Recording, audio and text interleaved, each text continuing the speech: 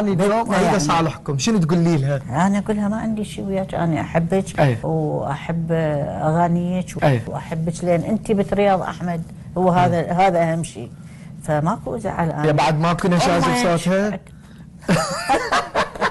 افقل ست امل على هاي الروح الكبيره واحب التصالح، والله عاش ايدك. شو ما صفق انت ست امل ولك؟ صفق ست امل لك. ام سوري علينا عصبي. فشكرا ست امل، والله رجعتي لنا الامل ست امل، ورحمه من الله على رحمه، ورحم الله والديك ووالدينا الرحمه. ولو هو التصريح مع المصالحه يعني يحتاج لشويه بعض الرتوش على قولة نهله.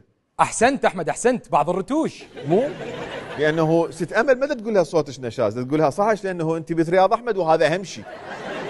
بس احنا نكيف انه الناس تتصالح بغض النظر عن السبب. انا لو بكان رحمه ما كيف، بس انا احمد البشير فشعله يكيف.